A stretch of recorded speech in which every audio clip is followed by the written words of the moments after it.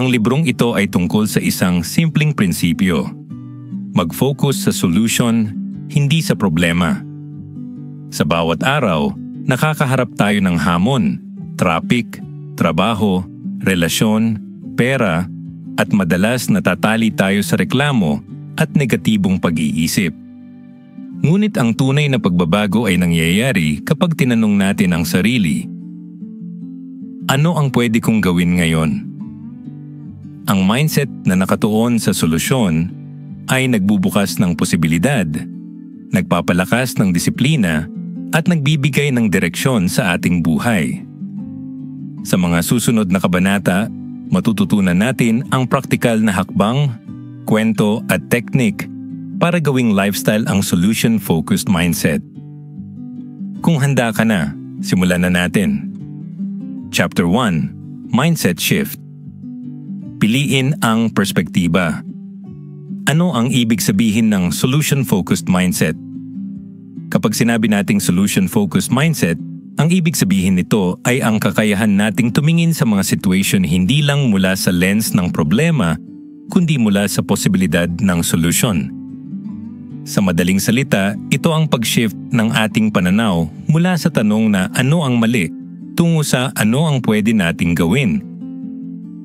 Ang taong may solution-focused mindset ay hindi nagbubulag-bulagan sa problema. Nakikita niya ito, kinikilala, pero hindi siya natatali rito. Ang mas mahalaga para sa kanya ay kung paano makakahanap ng paraan para makausad. Kung ikukumpara, ang problem-focused mindset ay parang nakatingin sa butas ng gulong. O, kita mo na may sira, pero kung doon ka lang nakatutok, hindi ka makakaalis. Ang solution-focused mindset naman ay nagtatanong, paano ko ito maaayos? May spare tire ba? May malapit bang vulcanizing shop? Paano nagiging trap ang sobrang pagtuon sa problema? Maraming tao ang nahuhulog sa trap ng sobrang pagtuon sa problema. Bakit? Dahil natural sa atin ang magreklamo, mag-analyze, at minsan ay mag-overthink. Paralysis by analysis. Kapag sobra ang pag-aanalisa, nauubos ang oras sa pag-iisip pero walang action. Negativity spiral. Kapag puro problema ang iniisip, mas lumalaki ang stress at nawawala ang energy para maghanap ng solusyon. Victim mentality. Kapag nakatutok lang sa problema, nagmumukhang wala tayong control. Para bang tayo ay biktima ng sitwasyon, imbes na aktibong gumagawa ng paraan. Isipin mo na lang kung lagi mong iniisip na traffic, mas lalo kang na-stress. Pero kung ang tanong mo ay, ano ang pwede kong gawin habang nasa traffic? Baka makinig ka ng podcast, mag-aral ng bagong skill, o mag-reflect. Biglang nagiging productive ang oras na dati ay puro reklamo lang. Mga simpleng halimbawa sa araw-araw. Traffic. Problem-focused. Grabe, traffic na naman. Sayang ang oras. Solution-focused. Traffic nga, pero pwede kong gamitin ang oras para makinig sa audiobook o magplano ng araw ko. Trabaho. Problem-focused. Ang dami kong tasks, hindi ko kaya. Solution-focused. Ang daming ang tasks pero alin ang pwede kong unahin ngayon para gumaan ang load? Relationships. Problem-focused. Lagi kaming nag-aaway, hindi kami magkasundo. Solution-focused. Nag-aaway nga kami pero ano ang pwede kong baguhin sa approach ko para mas maayos ang communication namin? Ang sikolohiya sa likod ng perspektiba. Ayon sa mga psychologist, ang ating utak ay may tinatawag na negativity bias. Mas mabilis nating napapansin ang mali kaysa sa tama. Kaya't kung hindi tayo mag-iingat, natural tayong mahuhulog sa problem-focused thinking. Ngunit may magandang balita, ang mindset ay pwedeng i-train. Katulad ng muscle, pwede itong palakasin sa pamamagitan ng practice. Kapag sinanay natin ang sarili na maghanap ng solusyon, mas nagiging automatic ito sa paglipas ng panahon. Mga practical na hakbang para piliin ang perspektiba. Pause and reframe. Kapag may problema, huminto sandali at itanong, ano ang pwede kong gawin? Focus on what's within control. Hindi lahat ng bagay kaya nating baguhin. Piliin ang mga aspeto na nasa kamay natin. Practice gratitude. Kapag marunong tayong magpasalamat, mas madali nating makita ang mga posibilidad kaysa sa mga limitation. Ask solution-oriented questions. Imbes na, bakit ako malas? Itanong, ano ang pwede kong gawin para bumuti ang sitwasyon? Filipino context. Ang lente ng diskarte. Sa kulturang Pilipino, kilala tayo sa salitang diskarte. Ito ang kakayahan nating humanap ng paraan kahit kulang ang resources. Ang diskarte ay isang anyo ng solution-focused mindset. Halimbawa, kapag walang budget para sa malaking handaan, nagiging potluck ang solusyon. Kapag walang sariling sasakyan, nagiging creative tayo sa carpool o ride-sharing. Kapag may problema sa trabaho, nagiging resourceful tayo sa paghahanap ng alternatibong paraan. Ang diskarte ay hindi lang survival skill, kundi manifestation ng solution-focused thinking na nakaugat sa ating kultura. Mini case reflection. Isang empleyado sa Makati ang laging late dahil sa traffic. Problem-focused siya, araw-araw reklamo, araw-araw stress. Pero nang mag-shift siya sa solution-focused mindset, nagbago ang approach. Nag-adjust ng oras ng alis. Naghanap ng alternative route. Gumamit ng productivity apps habang nasa biyahe. Resulta, mas nabawasan ang stress, mas naging productive, at mas naging masaya siya sa trabaho. Conclusion, piliin ang perspektiba. Ang mindset shift ay hindi overnight. Pero bawat araw na pinipili nating tumingin sa solusyon kaysa sa problema, mas lumalakas ang ating kakayahan na maging resilient, creative, at disciplined.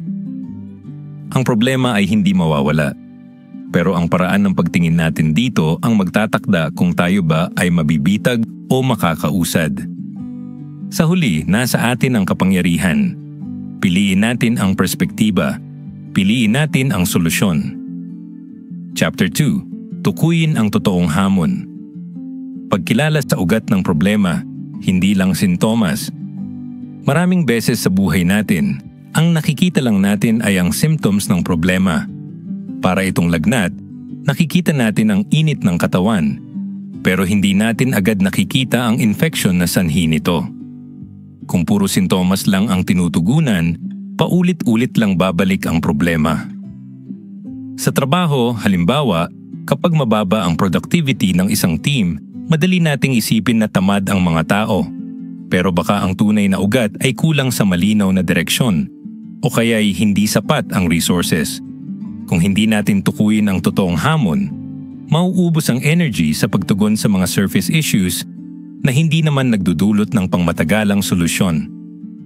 Ang unang hakbang sa pagiging solution-focused ay ang pagkilala sa ugat ng problema. Ito ang nagbibigay sa atin ng tamang direksyon para hindi sayang ang effort at oras. Techniques. 5 Whys at Root Cause Analysis. The 5 Whys Technique. Isa sa pinakamadaling paraan para tukuyin ang ugat ng problema ay ang 5 whys. Simple lang ito, magtanong ng bakit hanggang 5 beses o hanggang sa makarating sa pinakaugat. Halimbawa, problema. Laging late sa trabaho si Juan. Bakit late? Dahil traffic. Bakit traffic? Dahil sabay siya sa rush hour. Bakit sabay sa rush hour? Dahil late siyang umaalis ng bahay. Bakit late umaalis? Dahil late siyang natutulog. Bakit late natutulog? Dahil nag-overtime sa computer games. Ugat ng problema, hindi ang traffic, kundi ang habit ng late night gaming. Root cause analysis. Kung mas malalim na problema, pwede nating gamitin ang root cause analysis. Ito ay parang detective work. Hinahati ang problema sa mga bahagi, tinitingnan ang mga contributing factors, at sinusuri kung alin ang pinaka-critical. Steps. Identify the problem clearly. List all possible causes. Analyze which cause has the biggest impact. Test solutions targeting that root cause. Sa ganitong paraan, hindi lang tayo nagre-react, kundi nagiging strategic sa pagtugon. Case study. Isang karaniwang Pinoy workplace scenario, sitwasyon. Sa isang BPO company sa Quezon City, napansin ng management na mataas ang attrition rate. Maraming empleyado ang umaalis pagkatapos ng ilang buwan. Problem-focused approach. Ang unang reaksyon ng management, siguro tamad ang mga tao o walang loyalty. Kaya't nagdagdag sila ng mas mahigpit na rules at penalties. Resulta, mas lalo pang dumami ang nag-resign. Solution-focused approach. Gumamit sila ng root cause analysis. Step 1. Identify the problem. Mataas ang attrition rate. Step 2. List possible causes. Mababa ang sahod, toxic ang schedule, kulang sa training, walang career growth. Step 3. Analyze. Lumabas sa survey na ang pinakamalaking dahilan ay ang kulang sa career development. Step 4. Test solution. Nag-launch sila ng mentorship program at malinaw na career path. Resulta, bumaba ang attrition rate ng 40% sa loob ng 6 na buwan. Lesson. Kung nakatutok lang sila sa sintomas, pag-alis ng empleyado, hindi nila matutugunan ang tunay na hamon. Pero nang tukuyin nila ang ugat, nakahanap sila ng epektibong solusyon. Bakit mahalaga ang pagkilala sa ugat? Efficiency. Hindi sayang ang oras at resources. Sustainability. Ang solusyon ay tumatagal, hindi panandalian. Clarity. Mas malinaw ang direksyon ng action. Empowerment. Kapag alam natin ang ugat, mas may control tayo sa sitwasyon. Kung hindi natin tukuyin ang ugat, para tayong naglalagay ng plaster sa sugat na malalim. Oo, natatakpan, pero hindi gumagaling. Mga karaniwang pagkakamali sa pagkilala ng hamon. Jumping to conclusions. Mabilis mag-assume ng dahilan nang walang sapat na data. Blaming others. Madaling sisihin ang tao kaysa sistema. Ignoring small clues. Minsan ang maliliit na detalye ang susi sa ugat ng problema. Focusing on short-term fixes. Pansamantalang ginhawa pero hindi pang matagalang solusyon. Filipino context, ang hamon ng sintomas versus ugat. Sa kultura natin, madalas nating marinig ang salitang bahala na. Kapag may problema, minsan tinatanggap na lang natin ang sintomas at umaasa na lilipas din. Pero kung solution-focused tayo, hindi sapat ang bahala na. Kailangan nating tukuyin ang ugat para makahanap ng tunay na paraan. Halimbawa, sintomas, laging kulang ang pera. Ugat, walang budget plan at impulsive spending. Solusyon, gumawa ng monthly budget at mag-ipon bago gumastos. Ang diskarte ng Pinoy ay magaling sa improvisation, pero mas lalong magiging epektibo kung nakaugat sa tamang diagnosis ng problema. Practical exercises. Daily 5 Whys practice. Kapag may maliit na problema, subukan ang 5 Whys. Problem journal. Isulat ang problema at tukuyin kung sintomas lang ba o ugat. Feedback loop. Humingi ng input mula sa ibang tao para makita ang ibang perspektiba. Test small solutions. Subukan ang maliliit na aksyon para makita kung tumutugon sa ugat. Mini reflection story. Si Liza, isang working mom, laging stressed dahil hindi matapos-tapos ang household chores. Akala niya ang problema ay kulang siya sa oras. Pero nang gamitin ng 5 Whys, natuklasan niyang ang ugat ay walang sistema sa household tasks. Solusyon, gumawa siya ng chore schedule kasama ang mga anak. Resulta, mas nabawasan ang stress, mas naging cooperative ang pamilya. Konklusyon, tukuyin ang totoong hamon. Ang pagiging solution-focused ay nagsisimula sa tamang diagnosis. Hindi sapat na makita ang problema. kailangan tukuyin ang ugat. Sa pamamagitan ng mga techniques tulad ng 5 whys at root cause analysis, mas nagiging malinaw ang direksyon ng ating action. Sa huli, ang tunay na hamon ay hindi ang problema mismo, kundi ang kakayahan nating makita kung ano ang nasa ilalim nito. Kapag natutunan natin ito, mas nagiging epektibo, mas disiplinado at mas resilient tayo sa anumang sitwasyon. Chapter 3: Reframe the problem into opportunities. Paano gawing tanong na nakatuon sa solusyon? Ang reframing ay isang makapangyarihang kasanayan. Binabago natin ang paraan ng pagtingin sa problema upang makita ito bilang pagkakataon. Sa halip na tanungin ang sarili ng, bakit mahirap? Mas mabuting itanong, paano magiging mas madali? Kapag nag-reframe tayo, hindi natin binabaliwala ang problema.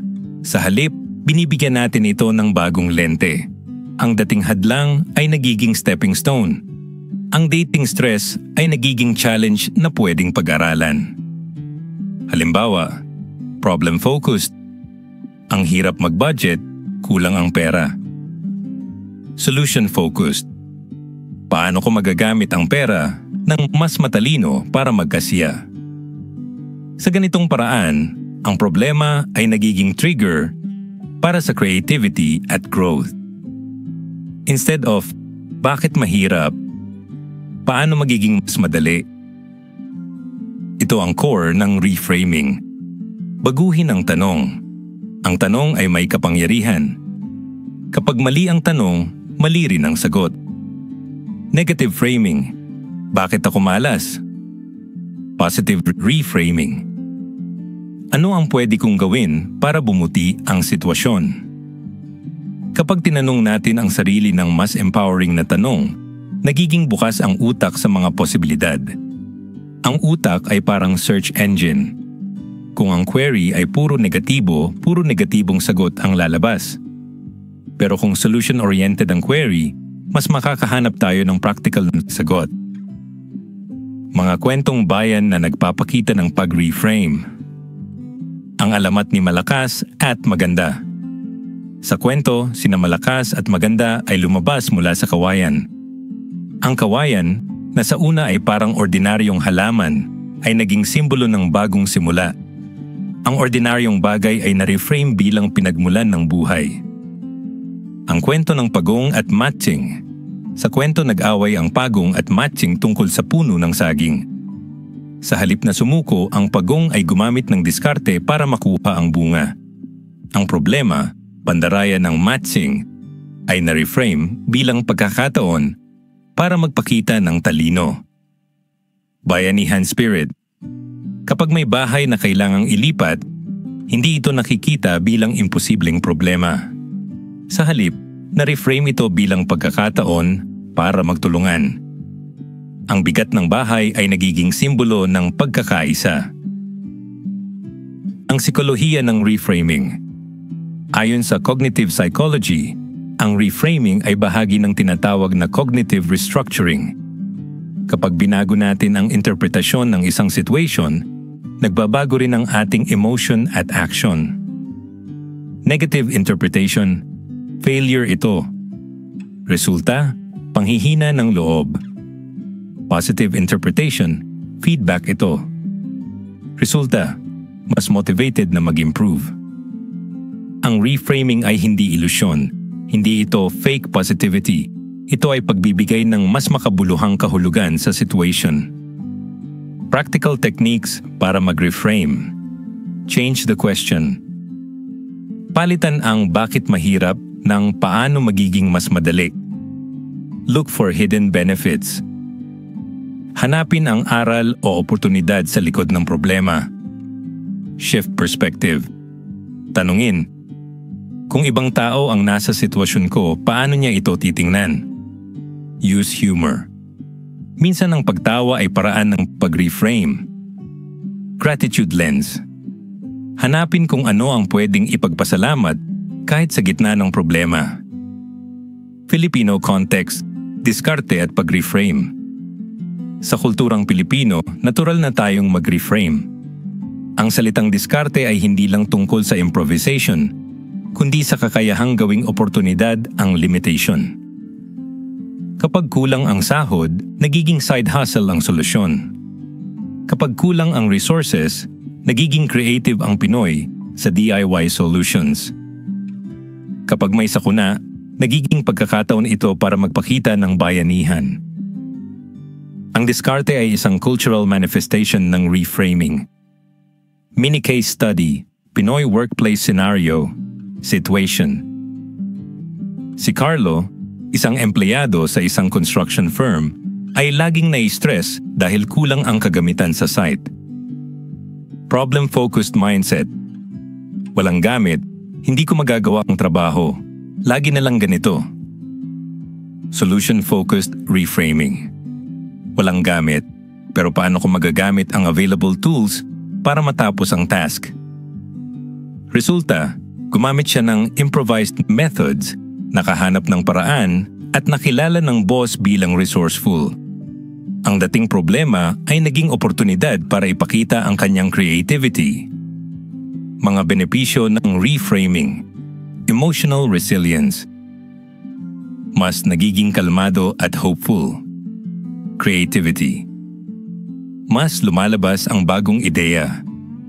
Productivity. Mas mabilis makahanap ng solusyon.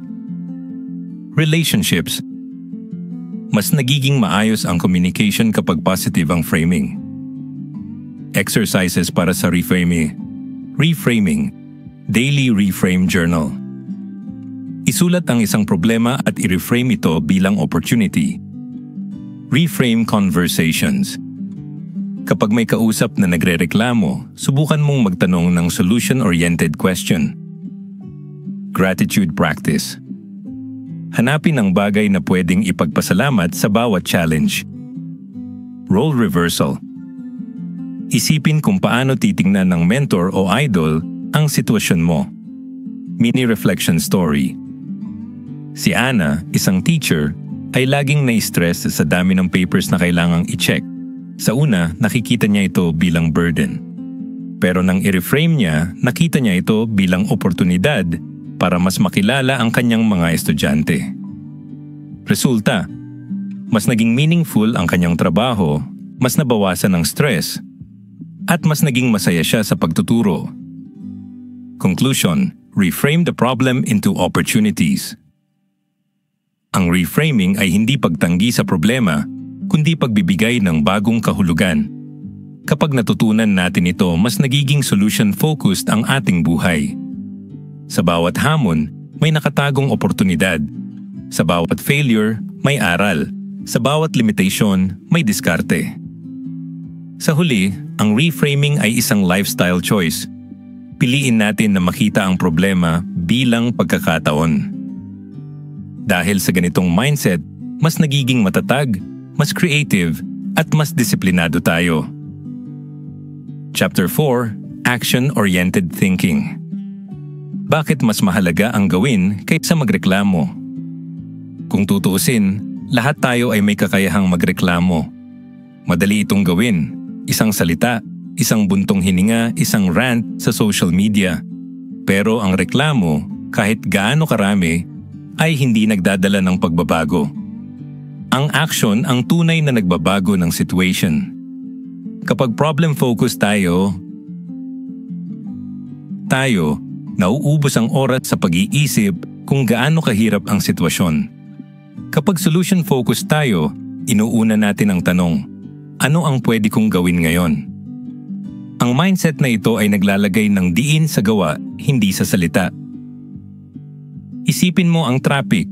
Kung magreklamo ka ng magreklamo, hindi naman gagaan ang daloy ng sasakyan. Pero kung gagamitin mo ang oras para mag-aral ng bagong skill, mag-reflect, o magplano ng araw, biglang nagiging productive ang oras na dati ay puro stress. Step-by-step micro-actions. Ang action ay hindi kailangang malaki agad. Minsan, ang pinakamalaking pagbabago ay nagsisimula sa maliliit na hakbang. Ito ang tinatawag na micro-actions. Ano ang micro-actions? Ito ay maliliit na gawain na madaling gawin Pero kapag pinagsama-sama, nagdudulot ng malaking resulta. Halimbawa, sa halip na isipin kung paano matatapos ang buong project, magsimula sa unang 10 minuto ng trabaho. Sa halip na magplano ng 1 oras na workout, magsimula sa 10 push-ups. Sa halip na mag-isip ng buong budget plan, magsimula sa paglista ng 3 gastusin ngayong linggo. Bakit epektibo ang micro-actions? Less overwhelming. Hindi nakakatakot ang maliit na hakbang. Momentum builder. Kapag nagsimula ka na, mas madali nang magpatuloy. Consistency driver. Mas madaling ulitin ang maliit na aksyon araw-araw. Disiplina. Bilang lifestyle, hindi one-time effort. Maraming tao ang nag-iisip na ang disiplina ay isang bagay na ginagawa lang kapag kailangan. Pero ang tunay na disiplina ay lifestyle. Hindi ito one-time effort, kundi daily practice. Ano ang lifestyle discipline? Ito ay ang pagbuo ng mga habits na nakaugat sa aksyon. Hindi ito nakadepende sa motivation, kundi sa sistema. Halimbawa, gumising ng pare-parehong oras araw-araw. Maglaan ng 15 minuto para sa journaling o reflection. Gumawa ng checklist bago matapos ang araw. Kapag ang disiplina ay lifestyle, hindi na kailangan ng matinding willpower araw-araw. Ang sistema ang gumagawa ng trabaho para sa atin. Filipino context. Ang diskarte ng aksyon. Sa kulturang Pilipino, kilala tayo sa salitang diskarte. Ang diskarte ay hindi lang tungkol sa pag-iisip ng solusyon, kundi sa pagkilos. Kapag kulang ang resources, gumagawa tayo ng paraan. Kapag may sakuna, agad tayong kumikilos para tumulong. Kapag may problema sa trabaho, nag-i-improvise tayo para matapos ang gawain. Ang diskarte ay manifestation ng action-oriented thinking. Hindi ito perpekto, pero ito ang nagpapakita ng kakayahan nating kumilos kahit kulang ang kondisyon. Case study, Pinoy workplace scenario. Sitwasyon. Sa isang call center sa Ortigas, maraming empleyado ang nagrereklamo tungkol sa dami ng calls at stress. Problem-focused mindset. Ang hirap ng trabaho, sobra ang calls, hindi na kaya. Solution-focused, action-oriented mindset. Ang daming ang calls, pero ano ang pwede kong gawin para mas maging efficient?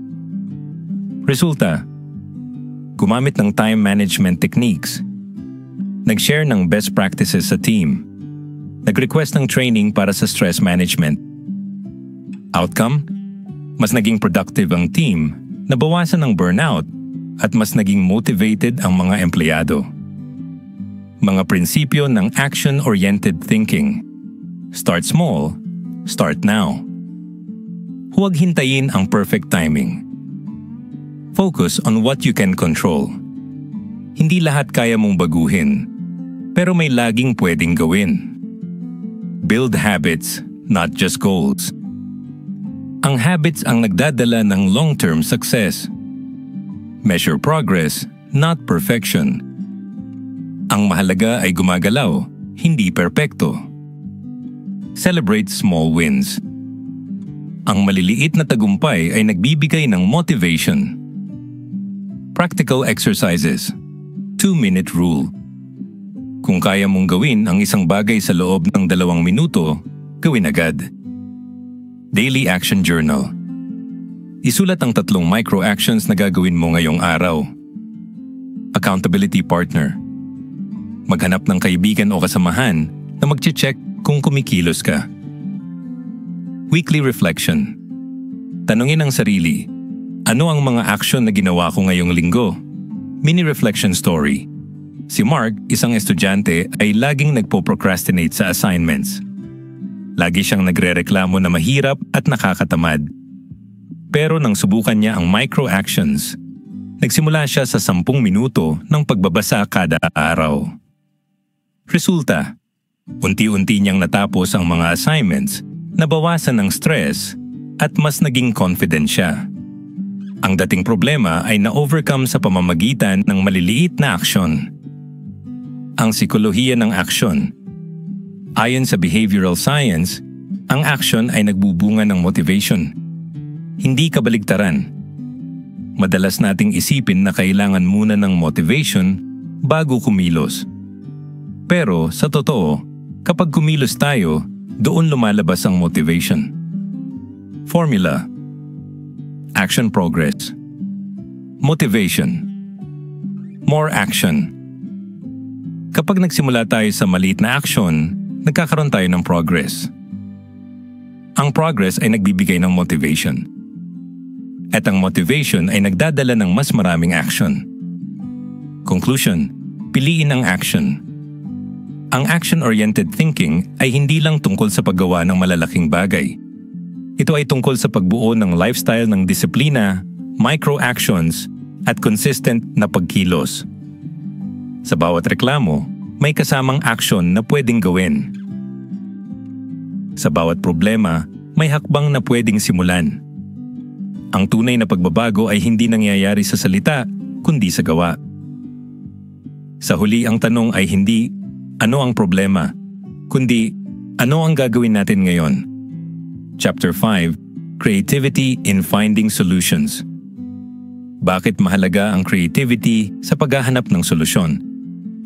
Kapag naririnig natin ang salitang creativity, madalas naiisip natin ang sining, pagguhit, musika o pagsulat. Pero sa totoo, ang creativity ay hindi lang para sa mga artist. Ito ay mahalagang kasanayan sa araw-araw, lalo na sa paghahanap ng solusyon sa mga problema. Ang creativity ay ang kakayahang mag-isip ng bago, kakaiba at epektibong paraan. Kapag problem-focused tayo, madalas nakikita lang natin ang obvious na sagot. Pero kapag solution-focused at creative, nakikita natin ang mga posibilidad na hindi agad halata. Halimbawa, problema, walang budget para sa malaking event. Creative solution, gumawa ng potluck-style celebration kung saan lahat ay may ambag. Creativity ang nagbubukas ng pintuan sa mga solusyong hindi limitado sa traditional na paraan. Brainstorming techniques. Mind mapping. Ang mind mapping ay isang visual technique kung saan inilalagay ang problema sa gitna ng papel tapos naglalagay ng mga branches ng ideya. Halimbawa, problema, mababa ang sales. Branches, marketing strategies, product improvement, customer engagement, promos. Sa bawat branch, pwedeng maglagay ng sub-ideas. Ang mind mapping ay nakakatulong para makita ang kabuuan ng problema at lahat ng posibleng solusyon. Scamper technique. Ang scamper ay acronym para sa substitute, combine, adapt, modify, put to another use, eliminate, reverse. Halimbawa, problema, mabagal ang proseso sa opisina. Substitute, gumamit ng bagong software. Combine, pagsamahin ang dalawang steps para mas mabilis. Adapt, gumamit ng best practices mula sa ibang team. Modify, baguhin ang workflow. Put to another use, gamitin ang existing tools sa ibang paraan. Eliminate, alisin ang unnecessary steps. Reverse, baliktarin ang proseso para makita kung mas epektibo.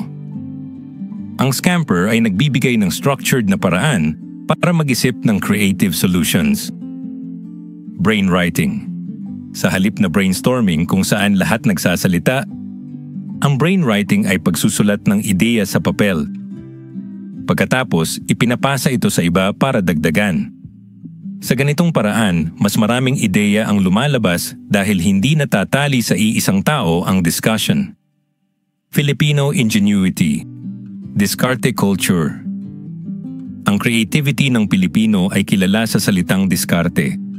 Ito ang kakayahan nating humanap ng paraan kahit kulang ang resources. Mga halimbawa ng diskarte. Gumamit ng kawayan bilang materyales sa bahay. Mag-improvise ng gamit sa kusina kapag kulang ang kagamitan.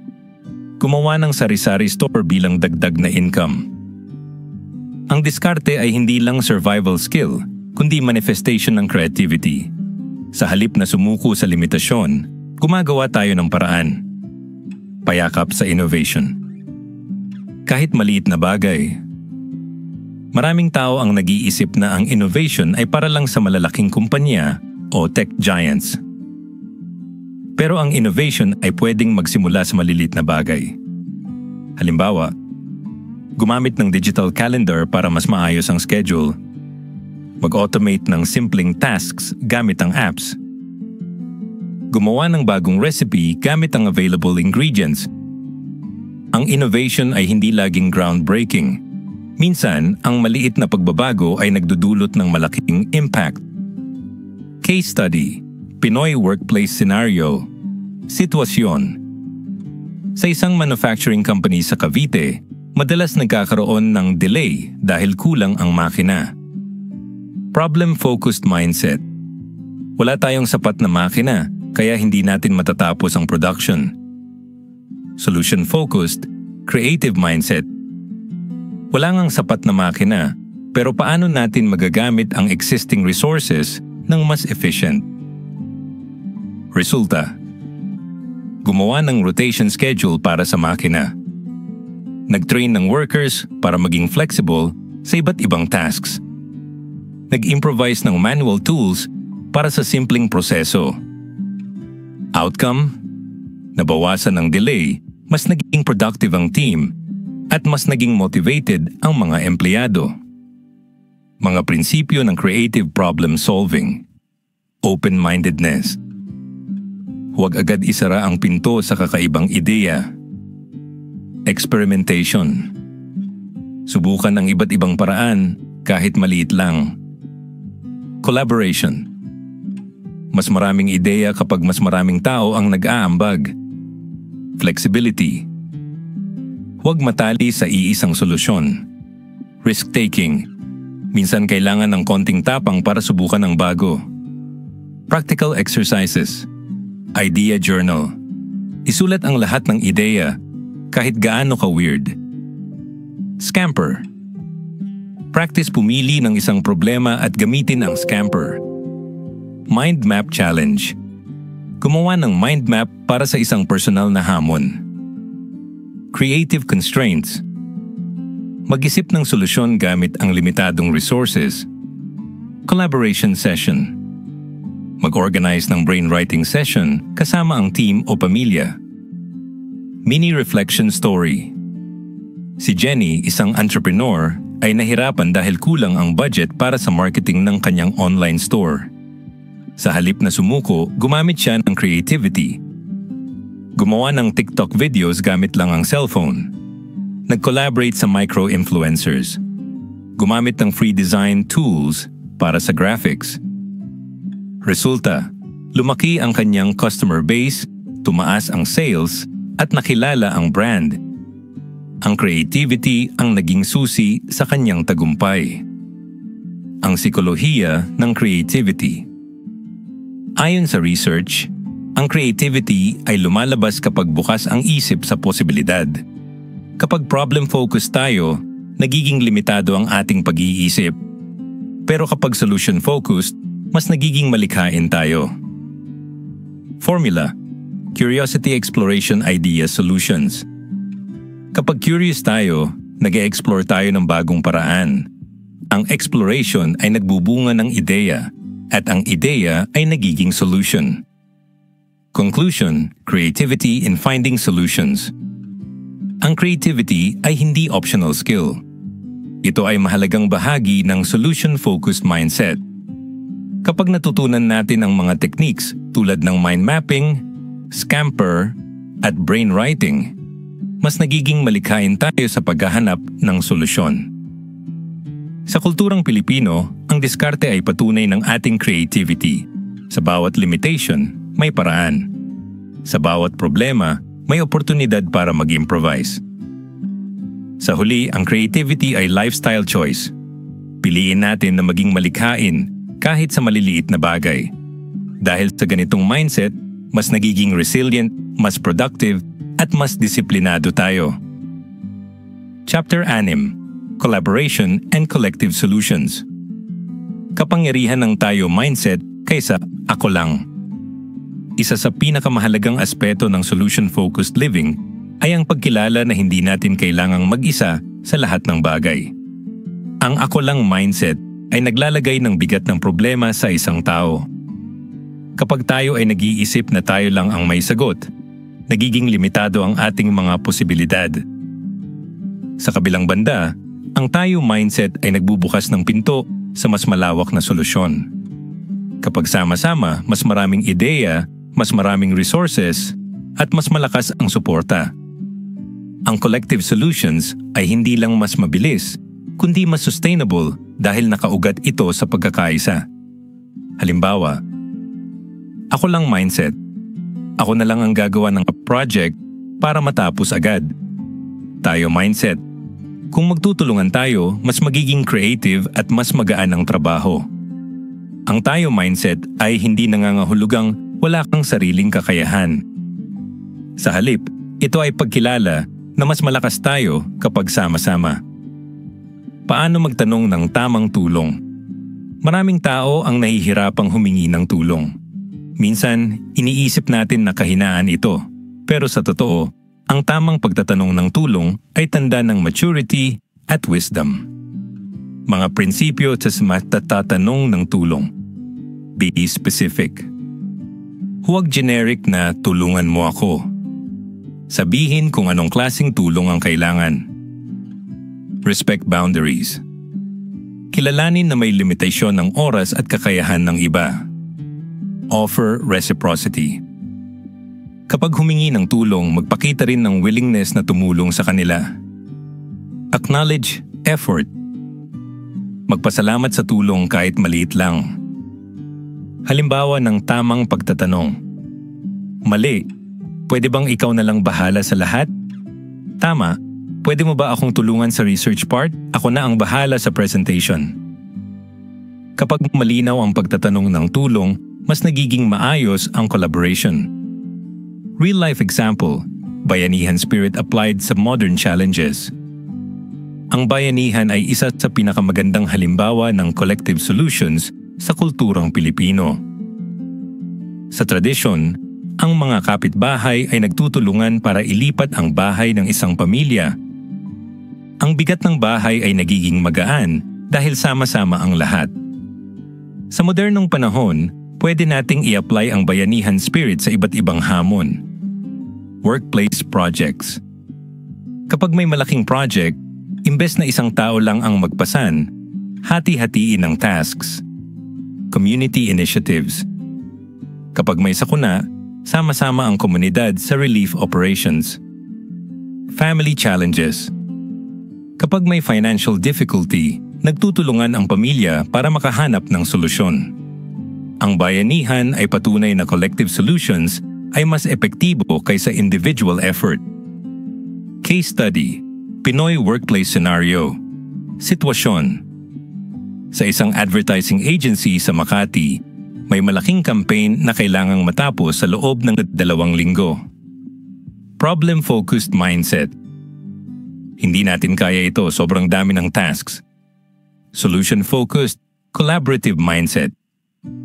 Kung hati-hatiin natin ang trabaho at magtulungan, kaya natin ito. Resulta. Ang creative team ay nag-focus sa design. Ang copywriters ay nag-focus sa content. Ang project managers ay nag-coordinate ng deadlines. Outcome, natapos ang campaign on time, naging successful ang launch at mas naging motivated ang team dahil sa sense of unity. Mga benepisyo ng collective solutions, diverse ideas, mas maraming perspectives, mas creative ang solusyon. Shared responsibility, hindi mabigat sa isang tao lang. Faster execution. Mas mabilis kapag hati-hati ang tasks. Emotional support. Mas magaan ang stress kapag may kasama. Sustainable outcomes. Mas tumatagal ang solusyon kapag collective. Filipino context. Ang kapwa mindset. Sa kulturang Pilipino, malalim ang konsepto ng kapwa. Ang kapwa ay hindi lang others, kundi shared self. Kapag iniisip natin ang kapwa, iniisip natin na ang problema ng isa ay problema ng lahat. Halimbawa, kapag may kapitbahay na nagkasakit, tumutulong ang buong barangay. Kapag may estudyanteng nahihirapan, nagtutulungan ang classmates. Kapag may sakuna, nagiging automatic ang bayanihan. Ang kapwa mindset ay natural na collective solution. Practical exercises. Collaboration journal. Isulat ang mga pagkakataon kung saan nakatulong ang iba sa iyo at kung saan nakatulong ka sa iba. Team brainstorming. Mag-organize ng session kung saan lahat ay magbibigay ng ideya. Shared goals. Gumawa ng group vision board para sa collective goals. Gratitude practice. Magpasalamat sa bawat tulong na natanggap. Offer help first. Magbigay ng tulong bago humingi ng tulong. Mini reflection story. Si Paulo, isang manager, ay nahirapan sa dami ng projects. Sa una gusto niyang siya na lang ang mag-decide sa lahat. Pero nang subukan niyang mag-collaborate, nagbago ang lahat. Nagbigay siya ng autonomy sa team. Nag-organize ng brainstorming sessions. Nagpakita ng appreciation sa effort ng lahat. Resulta, mas naging creative ang team, mas naging motivated, at mas naging successful ang projects. Ang sikolohiya ng collaboration. Ayon sa social psychology, ang collaboration ay nagbubunga ng collective intelligence. Kapag sama-sama ang tao, mas mataas ang IQ ng grupo kaysa sa individual IQ. Formula: Individual Ideas Group Discussion Collective Solution. Kapag nag-collaborate, mas nagiging resilient ang grupo. Ang failure ng isa ay nagiging learning ng lahat. Conclusion: Collaboration and collective solutions. Ang solution-focused mindset ay hindi kumpleto kung wala ang collaboration. Ang tayo mindset ay nagbibigay ng mas malawak na posibilidad, mas mabilis na aksyon, at mas sustainable na solusyon. Sa kulturang Pilipino, ang bayanihan at kapwa ay patunay na collective solutions ay nasa dugo natin. Kapag natutunan natin itong i-apply sa modernong challenges, mas nagiging matatag, mas creative, at mas disiplinado tayo. Sa huli, ang tanong ay hindi ano ang gagawin ko, kundi ano ang gagawin natin. Chapter 7: Resilience and Adaptability. Hindi lahat ng solusyon agad gumagana. Kapag nakaharap tayo sa problema, natural na maghanap ng solusyon. Ngunit ang katotohanan, hindi lahat ng solusyon ay agad na epektibo. Minsan, kahit gaano kaingat ang plano, may mga bagay na hindi umaayon. Ang resilience at adaptability ang susi para hindi tayo matigil kapag ang unang solusyon ay hindi gumana. Resilience ay ang kakayahang bumangon muli pagkatapos ng pagkabigo. Adaptability naman ay ang kakayahang mag-adjust sa bagong sitwasyon. Kapag pinagsama, nagiging mas matatag tayo sa harap ng anumang hamon. Halimbawa, kung hindi gumana ang unang business strategy, resilient na entrepreneur ang hindi sumusuko. Kung nagbago ang market trends, adaptable na entrepreneur ang nag-a-adjust ng produkto. Ang tunay na solution-focused mindset ay hindi lang tungkol sa paghahanap ng solusyon, kundi sa kakayahang magbago ng direksyon kapag kinakailangan. Paano mag-adjust at mag-pivot? Ang pivot ay isang konsepto na madalas ginagamit sa business, pero pwede rin sa personal na buhay. Ito ay ang kakayahang baguhin ang direksyon ng aksyon kapag hindi gumagana ang kasalukuyang paraan. Mga hakbang sa pag-pivot. Recognize failure early. Huwag hintayin na lumala bago kumilos. Analyze what went wrong. Tukuyin kung bakit hindi gumana ang solusyon. Identify alternatives. Maghanap ng ibang paraan o strategy. Test small changes. Subukan muna sa maliit na scale bago i-apply sa lahat. Commit to the new path. Kapag nakita na mas epektibo, magpatuloy sa bagong direksyon. Halimbawa, isang Pinoy online seller ang nagbebenta ng gadgets. Nang bumaba ang demand, nag-pivot siya sa pagbebenta ng home essentials.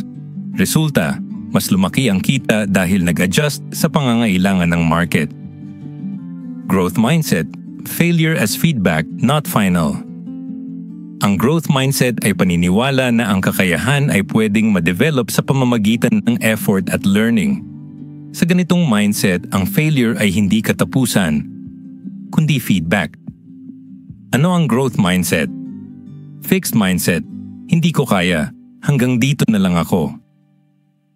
Growth mindset, hindi ko pa kaya pero matututo ako. Kapag may growth mindset, ang failure ay nagiging teacher. Ang bawat pagkakamali ay nagiging aral na pwedeng gamitin sa susunod na pagkakataon. Halimbawa, kung bumagsak sa exam, hindi ibig sabihin na bobo. Ibig sabihin, kailangan ng ibang study strategy. Kung hindi nagtagumpay ang unang business, hindi ibig sabihin na hindi para sa'yo. Ibig sabihin, kailangan ng mas maayos na plan. Filipino context. Resilience sa harap ng sakuna. Ang resilience ng Pilipino ay makikita sa tuwing may sakuna. Kapag may bagyo, baha o lindol, hindi nawawala ang kakayahan nating bumangon. Halimbawa, kapag nasira ang bahay, agad nagtutulungan ang komunidad. Kapag nawalan ng kuryente, nag-i-improvise ng paraan para magpatuloy ang buhay. Kapag may krisis, nagiging mas matatag ang pamilya sa pagtutulungan. Ang resilience ay bahagi ng ating kultura, ngunit para maging mas epektibo, kailangan itong samahan ng adaptability, ang kakayahang mag-adjust sa bagong realidad. Case study, Pinoy Workplace Scenario. Sitwasyon. Sa isang IT company sa Ortigas, nag-launch ng bagong software. Ngunit hindi ito nag-click sa market. Problem-focused mindset. Palpak ang project, sayang ang effort. Solution-focused, resilient mindset. Hindi nag-click ang software, pero ano ang pwede nating matutunan dito? Resulta, inanalyze ang feedback ng customers. Nag-pivot sa paggawa ng mas user-friendly version. Nag-launch ng bagong product na mas tumugon sa pangangailangan ng market. Outcome, ang dating failure ay naging stepping stone sa mas malaking success. Mga prinsipyo ng resilience at adaptability. Acceptance. Tanggapin na hindi lahat ng bagay ay kontrolado. Flexibility. Huwag matali sa iisang solusyon. Learning orientation. Gamitin ang failure bilang aral. Optimism. Manatiling hopeful kahit sa gitna ng problema. Persistence. Huwag sumuko kahit mahirap. Practical exercises. Failure journal. Isulat ang mga pagkakamali at ang aral na natutunan.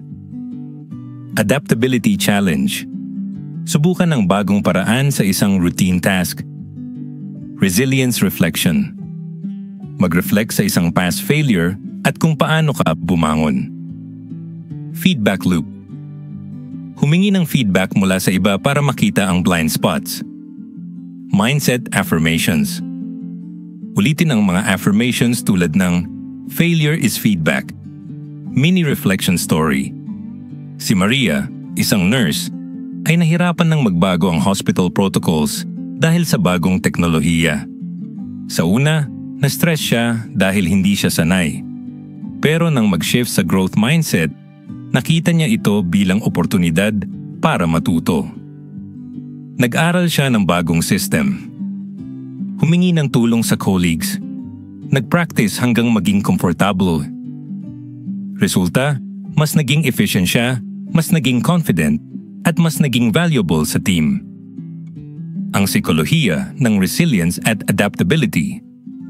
Ayon sa psychological research, ang resilience ay hindi innate trait. Ito ay skill na pwedeng ma-develop. Ang adaptability naman ay cognitive flexibility.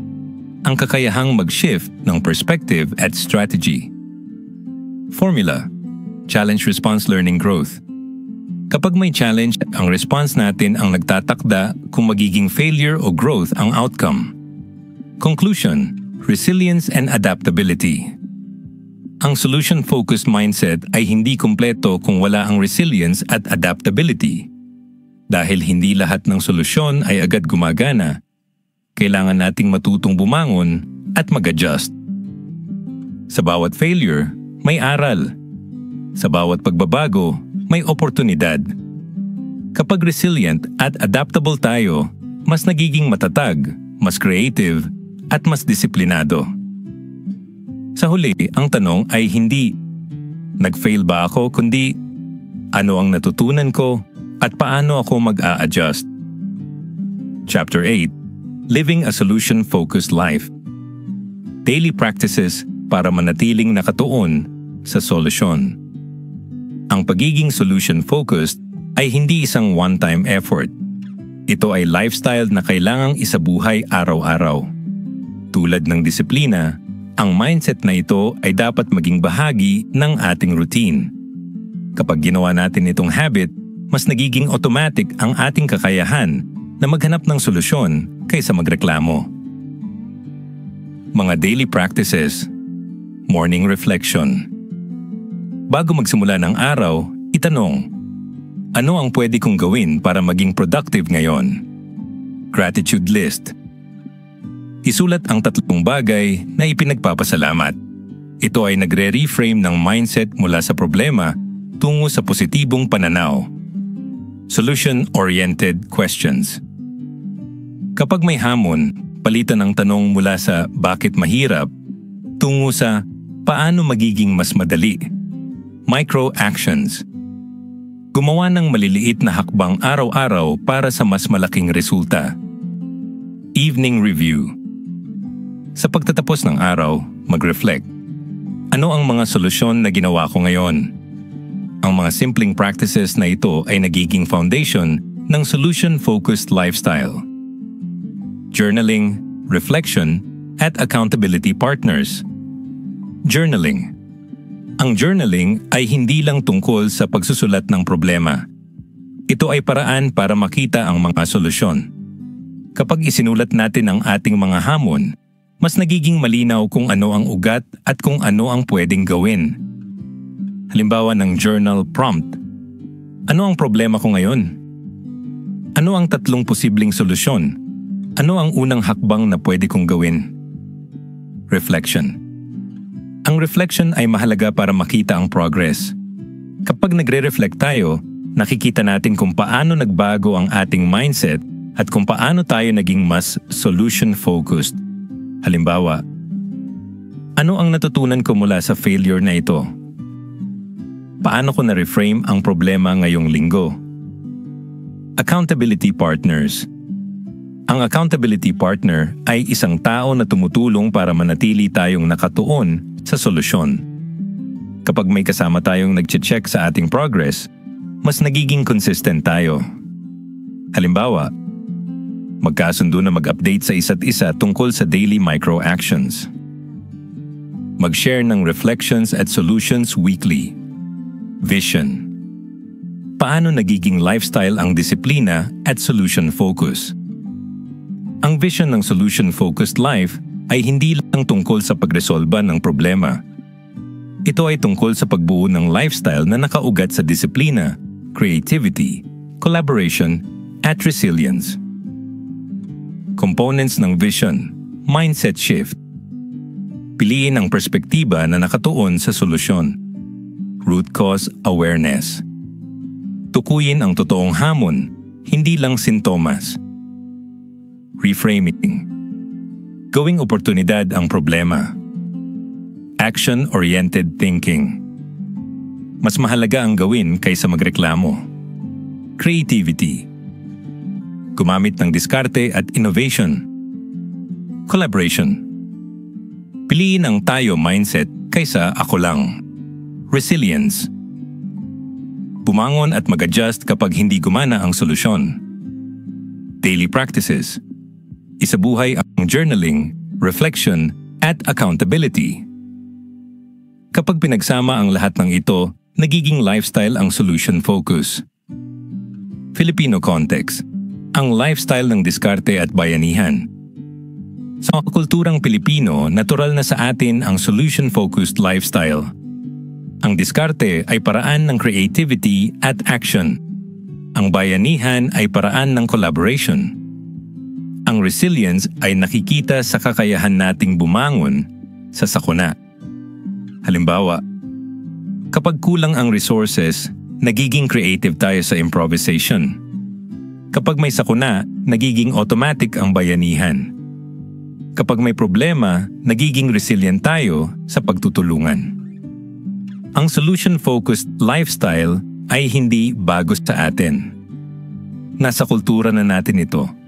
Ang kailangan lang ay gawing conscious practice araw-araw. Case study, Pinoy family scenario. Sitwasyon. Isang pamilya sa Laguna ang nahirapan dahil sa financial challenges. Problem-focused mindset. Wala tayong pera, hindi natin kaya. Solution-focused lifestyle. Gumawa ng budget plan. Naghanap ng side hustle. Nag-collaborate ang pamilya sa household chores para makatipid. Gumamit ng journaling para makita ang progress. Resulta, unti-unting gumaan ang financial burden, mas naging united ang pamilya at mas naging hopeful sila. Mga benepisyo ng solution-focused lifestyle, emotional stability. Mas kalmado sa harap ng problema. Productivity. Mas mabilis makahanap ng solusyon. Resilience. Mas madaling bumangon sa failure. Collaboration. Mas nagiging united ang pamilya, team, or komunidad. Long-term growth. Mas sustainable ang solusyon. Practical exercises. Daily Solution Journal. Isulat ang problema at 3 solusyon araw-araw. Weekly Reflection. Mag-reflect sa mga failures at aral.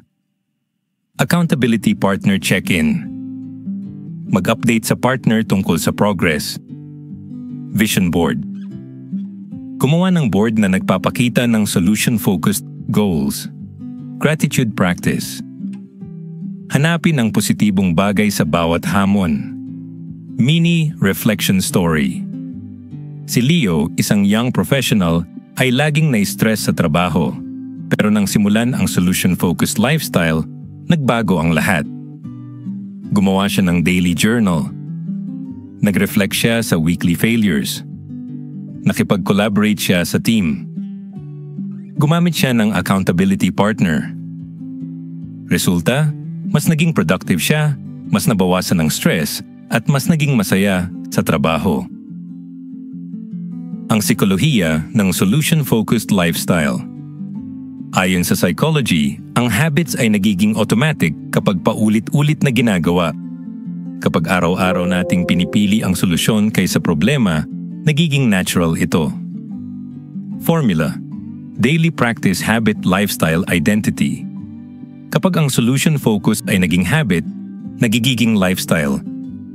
Kapag lifestyle na, nagiging bahagi ng ating identity. Conclusion: Living a solution-focused life. Ang solution-focused life ay hindi lang tungkol sa pagresolba ng problema. Ito ay tungkol sa pagbuo ng lifestyle na nakaugat sa disiplina, creativity, collaboration, at resilience. Sa pamamagitan ng daily practices tulad ng journaling, reflection, at accountability, nagiging automatic ang solution-focused mindset. Sa kulturang Pilipino, natural na sa atin ang diskarte at bayanihan. Ang kailangan lang ay gawing conscious practice. Sa huli, ang tanong ay hindi, may problema ba? Kundi, paano natin gagawing solusyon ang problema? Kapag natutunan natin ito, mas nagiging matatag, mas productive, at mas disiplinado tayo. At higit sa lahat, mas nagiging masaya at fulfilled ang ating buhay.